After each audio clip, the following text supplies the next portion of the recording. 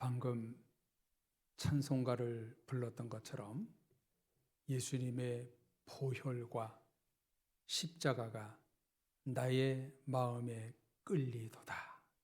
고난주간 십자가와 주님의 여러분 마음 가운데 끌리는 은혜가 있기를 간절히 기원합니다. 고난주일 하나님께서 오늘 우리에게 주시는 말씀의 제목은 모순입니다. 오늘 마가복음 본문을 모순이라는 관점으로 말씀을 나누겠습니다. 제가 대학교 때 공부하기 어려웠던 과목이 있었는데요. 그게 뭐냐면 논리학이었습니다. 머리가 나빠서인지 모순에 대한 논리학이 이해가 쉽지 않았습니다. 한 블로그에 논리학에 대한 모순에 대해 이렇게 언급한 분이 있더라고요.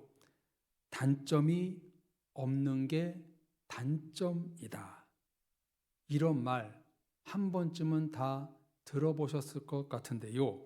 이 문장은요, 논리적으로 엄밀히 말하면 틀린 말입니다. 단점이 없다, 단점이 있다 라는 두 개의 반대 명제가 충돌되고 두 문장은 동시에 참일 수 없고 동시에 거짓일 수 없다. 논리학에서 이런 관계를 모순 관계라고 말합니다. 철학적 관점에서도 아무리 보아도 이 문장은 성립될 수 없지요. 왜 그런가? 단점이 없는 사람은 이 세상에 아무도 없기 때문입니다. 단점이 없는 것 같이 보여도 사람이라면 누구나 다 단점을 갖고 있지요. 더 쉬운 예를 하나 더 드려보겠습니다. 세상에서 모든 것을 자를 수 있는 칼이 있고 모든 것을 어떤 것도 뚫을 수 없는 방패가 있습니다. 그림 보여주세요. 이 둘이 서로 찌르고 막으면 어떻게 될까요? 여기서 한자로 창모, 방패순, 모순이란 말이 여기서 나왔습니다. 이율배반적인 것이지요. 왜 고난주일 모순을 언급하는가? 예수님이 가셨던 길이 사람들이 봤을 때는 모순이었기 때문입니다. 그리고 예수님의 메시지는 모순 메시지가 많았고, 그러나 그 깊이를 이해하면 모순 속에 엄청난 메시지가 들어있다는 것을 우리는 발견하게 됩니다. 예수님의 모순 메시지에 예를 들어보겠습니다. 마태복음 23장에 보면 너희 중에 큰 자가 되려면 섬기는 자가 되라. 자기를 높이는 자는 낮아지고 자기를 낮추는 자는 높아지리라. 크게 되려면 큰 자가 되고 높은 곳에 있어야지 높이 되는 거잖아요. 근데 성경은 큰 자가 되려면 섬기는 자가 되고 높은 자가 되려면 낮은 자리에 서라. 여러분, 모순 아닙니까? 베드로전서도 보십시오. 하나님의 능하신 손 아래서 겸손하라. 때가 되면 너희를 높이시리라. 겸손한 자를 하나님이 높이신다고 말씀하고 있어요. 나아가서 마태복음 5장 산상수훈에 보면은요, 너희는 원수를 사랑하며 너희를 박해하는 자를 위하여 기도하라. 원수를 사랑하라. 그렇게 말씀하세요. 누구든지 내 오른뺨을 치거든 왼편도 돌려대며 또 너를 고발하여 속옷을 가지고자 하는 자에게 겉옷까지도 가지게 하며 또 누구든지 너로 억지로 오리를 가게 하거든 그 사람과 심리를 동행하라. 여러분, 말씀이 다 모순 아닙니까? 아마 이렇게 초등학생들에게 말하면 미쳤어요? 제정신이에요? 아마 그렇게 말할 거예요. 예수님은요, 이렇게 모순 메시지를 던져 말씀을 듣는 회중, 성경을 읽는 독자들이 역설적인 진리를 발견하기를 원하셨습니다. 여기서 말씀드리고자 하는 것은 예수님이 우리에게 원하시는 삶, 메시지들이 모순적인 삶을 살 것을 하나님은 요구하고 있다는 거예요. 세상은 악하지만 선하게 살라. 사람들은 자기 입속을 차리며 살지만 너희는 손해보고 살라. 세상이 너를 미워하지만 원수까지 사랑하며 살라. 너를 돕고 생각해주는 사람이 없지만 너희는 먼저 섬겨라. 성경은요, 어찌 보면 많은 부분에서 모순 메시지, 역설적인 메시지입니다. 왜 그럴까요? 예수님이 모순적인 삶을 사셨고 역설적인 메시지를 전하셨기 때문입니다. 오늘 본문 마가복음에 보면 예수님의 4가지의 모순이 발견됩니다. 예수님은 나귀를 타고 예루살렘 성에 입성하십니다. 이 날이 언제인가요? 오늘과 같이 주일이었습니다. 주일날 예루살렘으로 들어가시고 5일 뒤 금요일 오후 3시에 죽게 되지요. 그래서 오늘을 고난주일, 종료주일로 지키는 것입니다. 여러분, 예수님이 뭐하러 예루살렘에 들어가셨을까요? 예루살렘에 들어가신 이유가 뭐예요? 십자가를 지기 위해. 채찍과 아픔, 조롱을 겪기 위해, 골고다에 죽으시기 위해 예루살렘으로 들어가신 것입니다. 여러분, 이것부터 모순이지요. 사람이 살려고 도망다니지 죽으려고 가는 사람이 어디 있습니까? 첫 번째, 예수님의 모순은 죽기 위하여 예루살렘 성으로 입성하셨다는 거예요. 두 번째 모순, 예수님이 무엇을 타고 가셨나요? 나귀를 타고 가셨지요? 백성들이 예수님을 어떻게 환대합니까? 찬송하리로다, 호산나 찬송하리로다, 주의 이름으로 오신 이여! 종려 가지를 흔들며 환영했습니다. 여기 주라는 말은요, 헬라어로 큐리오스라는 단어로 구약의 야훼, 여호와와 동급인 단어입니다. 여기 백성들은 예수님을 하나님, 왕처럼 생각하며 불렀습니다. 그런데 여러분, 정말 그랬을까요? 그런데 왕이 나귀를 탄다? 이것도 모순이지요. 물론 고대 시대 때 왕이 나귀를 덜어 타기도 했고요. 솔로몬도 노새를 타고 왕으로 취임했습니다. 그런데 세상 천하만국을 다스리는 왕이라면 당당하게 나귀가 아니라 말과 군마 정도는 타야 되지요. 모순입니다. 예수님은 나귀도 어미가 아니라 한 번도 사람을 태우지 않았던 초라한 나귀 새끼를 타고 예루살렘 성으로 입성하셨습니다. 예수님의 행진은 모순 행진이었습니다.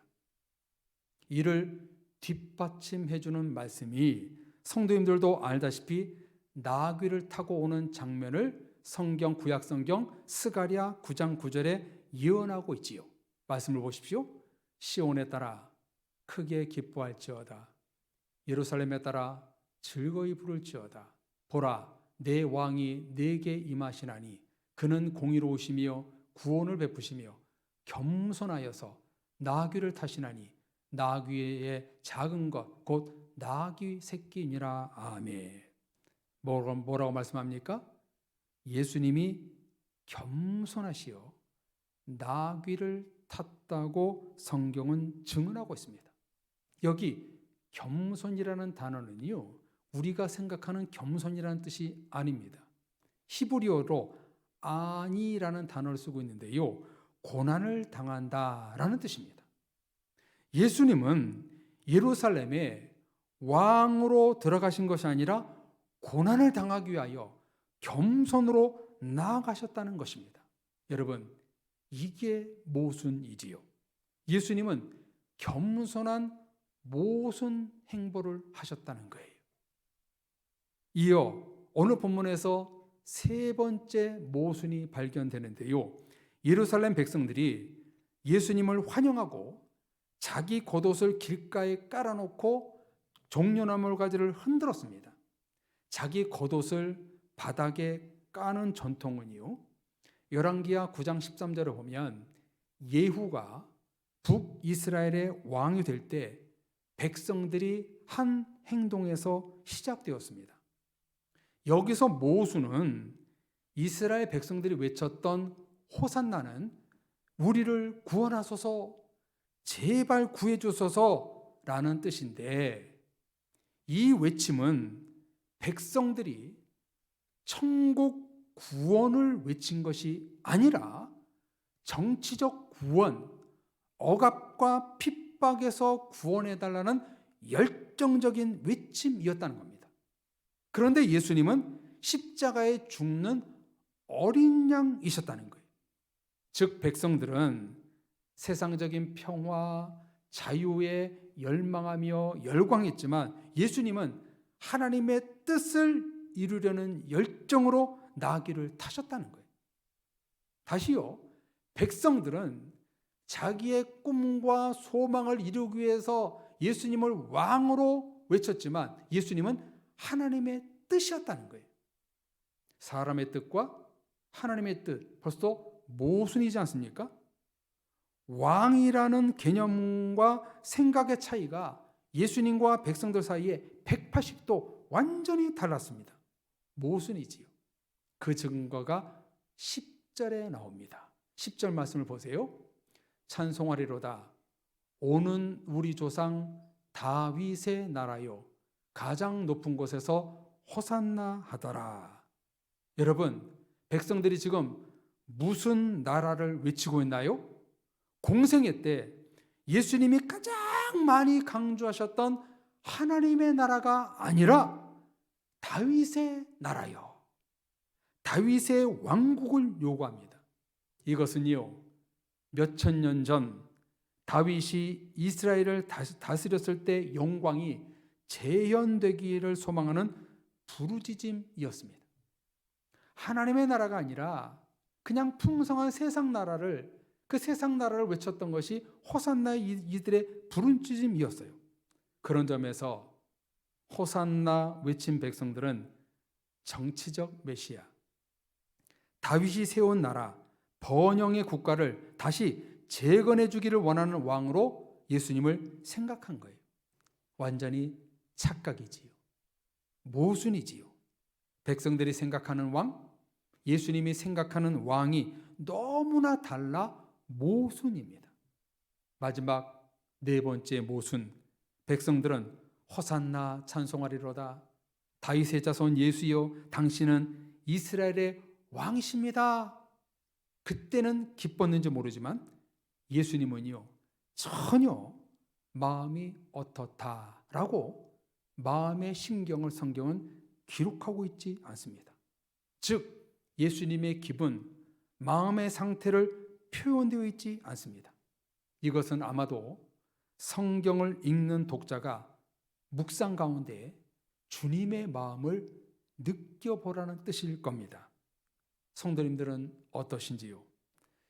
나귀를 타고 예루살렘에 들어가시는 그 예수님, 그분의 마음이 어떠셨을 것 같으세요? 3일 뒤 체포되시고 채찍과 조롱과 수치를 당하시고 5일 뒤 십자가를 지고 죽으러 가시는데 좋을 리 없었을 것입니다. 정확히 예수님의 심정은 몰라도 우리가 알 수 있는 것은 백성들의 마음과 예수님의 마음이 모순이라는 것입니다. 그래서 저는 당시 예루살렘으로 입성하는 오늘 장면에서 모든 사람들은 예수님을 보고 기뻐했지만, 환호했지만 유일하게 한 사람은 슬퍼하며 근심이 되었을 것이다. 누굴까요? 예수님. 며칠 뒤 자신을 버리고 도망가는 제자들, 재판 현장에서 예수님을 변호해 주는 사람 한 사람이 없었습니다. 이를 아셨던 예수님은 나귀 위에서 백성들 환호에 손을 흔들며 화답하지 않으셨을 것입니다. 이런 모순 때문에 예수님이 십자가에 죽으실 때 제자들을 포함한 모든 사람들이 예수님의 곁에서 도망갔습니다. 조금 잔인하고 리얼하게 말하면 안면을 몰수하고 모른 척한 것입니다. 성도님들, 오늘 말씀의 제목이 무엇입니까? 모순입니다. 잘 들으십시오. 우리들도 예수님처럼 모순적인 삶을 살아야 합니다. 세상 사람들은 나를 환호하고 존경하고 잘해주어도 우리는 현혹되지 말고 겸손히 주의 길을 가야 합니다. 세상 사람들은 살려고 몸부림치지만 우리는 십자가와 말씀으로 자신을 죽이는 삶을 살아야 합니다. 세상 사람들은 평범하고 좋은 길, 벚꽃 길을 가려하지만 우리는 주님의 고난의 길을 가야 됩니다. 세상 사람들은 멋있는 외모, 좋은 집, 차를 타고 다니고 싶지만 우리는 검소한 삶을 살아야 됩니다. 세상 사람들은 높은 곳, 자랑, 권력의 자리를 탐하지만 우리는 낮은 곳, 주님의 자리에 있어야 됩니다. 세상과 우리 그리스도인들은 그래서 모순이지요. 오늘날 그리스도인들이 모순 같은 삶을 살지 않아 지금 한국교회, 기독교에 문제가 생긴 것 아닙니까? 예수님이 세상과 다르게 모순적인 길을 가지 않으셨다면 예수님은 죽지 않으셨을 거예요. 그러면 십자가도 없고 부활도 없고 기독교는 존재하지 않는 것입니다. 기독교는 죽는 종교입니다.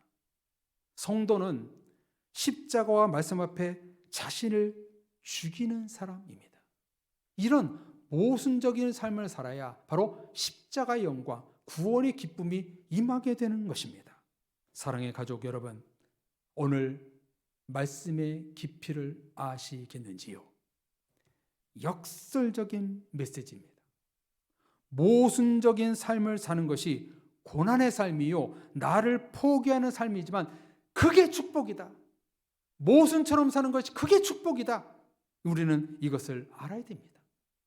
예수님처럼 사는 것이 고난주간 우리가 걸어가야 할 모순의 여정입니다.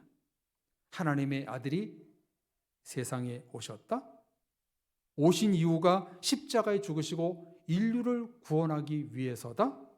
예수님이 부활하신 것은 우리의 부활의 예표다. 예수님의 공생애와 성경의 가르침은 모순이요 역설입니다. 그래서 성도님들, 성경대로 사는 것이 힘든 것입니다. 말씀대로 사는 것이 괴로운 겁니다. 교회 다니면서 예배드리고 헌신하는 것이 그래서 힘든 거예요. 세상의 가르침과 반대로 살아야 되니까 우리는 모두가 역설이요 모순적인 말씀을 따라 살아야 됩니다. 원수를 사랑하라. 남을 나보다 낮게 여기라. 속옷을 달라 하면 겉옷까지 줘라. 오리를 가자고 하면 심리까지 동행해라. 살고자 하느냐? 죽어야 산다. 땅의 것이 아니라 위의 것을 찾으라. 하늘의 것을 소망하라. 양보하라. 겸손하라. 낮아져라. 자기를 부인하고 십자가를 지라. 이런 역설적인 모순적인 성경의 가르침, 고난주일 우리가 받아야 할 하나님의 말씀입니다. 예수님이 모순의 길, 그 나귀를 타고 예루살렘 성에 들어간 것처럼 우리도 모순의 말씀을 붙들고 세상과 반대되는 역설적인 삶, 이런 삶을 사는 것이 바로 십자가로 구원을 나가는 은혜의 삶이 되는 것입니다. 예수님처럼 하나님의 뜻을 이루고자 나귀를 타고 죽으러 예루살렘으로 가시고 이 세상의 모든 죄인들을 구속하기 위해 십자가의 죽으심으로 사랑으로 확증한 모습, 이런 모순된 삶을 우리도 살아야 합니다. 우리는 십자가와 말씀 앞에 자신을 죽이는 모순의 삶을 사는 그리스도인이 되어야 합니다. 예수님처럼 세상으로 나가 자신을 죽이고 모순적인 삶을 사는 것이 십자가의 신실한 성도입니다. 바라기는 사랑의 모든 가족 여러분, 예수님이 천하만국 부귀영화를 모든 것을 포기하고 왕의 자리를 포기하고 우리를 위하여 죽으셨던 십자가의 모순의 길을 간 것처럼 우리도 이 한 주간, 아니 평생 말씀 앞에 자신을 쳐서 복종케 하고 십자가로 나를 죽이는 이런 모순적인 행보가 됐을 때 바로 천국 구원을 이룰 수 있다는 이 말씀을 붙들고 사랑의 모든 가족들 승리하는 여러분들 되시기를 간절히 축원합니다. 우리 같이 찬양하고 기도하겠습니다. 주님은 영광의 왕이십니다. 호산나 호산나 찬양했던 것처럼 우리 이 말씀 붙들고 하나님, 내가 이제 모순의 길을 가겠습니다. 말씀의 세상과 반대되는 길을 가겠습니다. 그래서 내가 구원을 이룰 수 있는 내가 되게 해주옵소서. 우리 같이 말씀 붙들고 가사를 생각하며 말씀을 생각하며 우리 같이 찬양하며 결단해 나가겠습니다. 당신은 영광의 왕, 당신은 평강의 왕, 당신은 하늘과 땅의 주, 당신은 정의의 아들, 천사가 무릎 꿇고 예배하고 찬송하네. 영원한 생명 말씀, 당신은 예수 그리스도 주. 호산나 다윗의 자손께, 호산나 다윗의 자손께, 호산나 불러 왕 중의 왕. 높은 하늘에 영광을 예수 주 메시아 안에. 주님은 영광의 왕, 주님은 영광의 왕, 주님은 평강의 왕, 주님은 하늘과 땅의, 우리 주님은 정의의 아들, 천사가 무릎 꿇고 예배하고 경배하네. 영원한 생명만. 주님은 예수 그리스도 주, 주님은 예수 그리스도 주. 호산나 다윗의 아들께, 호산나 다윗의 자손께, 호산나 불러 왕 중의 왕. 높은 하늘에 영광을 예수. 우리 호산나 부르짖으며 모순으로 나가겠습니다. 호산나, 호산나 다윗의 자손께, 호산나 불러 왕 중의 왕. 높은 하늘에 영광을 예수 주 메시아네. 여러분, 오늘 말씀 붙들고 우리는 어떤 결단의 기도를 해야 될까요? 예수님이 모순적인 삶을 살아셨던 것처럼 우리도 모순의 삶을 살기 위해서 우리 기도합시다. 내가 십자가에 죽겠습니다. 높은 자리가 아니라 낮은 자리로 가겠습니다. 하나님 앞에 내 모든 것을 내려놓고 따르겠습니다. 내가 죽겠습니다. 내가 죽을 때에 부활하고 내가 하늘의 미래 될 때 생명이 솟아난다는 이 역설적인 말씀, 모순의 말씀 붙들고 하나님, 이 한 주간 고난 주간 주님의 십자가의 모순의 길을 걸어가겠습니다. 평생 동안 말씀 붙들고 내가 역설적인 그 은혜를 품고 살겠습니다. 이 시간 조용히 하나님 앞에 기도하며 나아갑시다. 하나님 아버지, 주님의 은혜를 역설적인 삶을 살기를 원합니다. 세상과 반대로 살기를 원합니다. 내 교만을 버리고 겸손히 살기를 원합니다. 내 모든 더러움을 내려놓고 죽는 삶을 살기 원합니다. 말씀 앞에 부끄럽지 않고 희망으로 살기를 원합니다.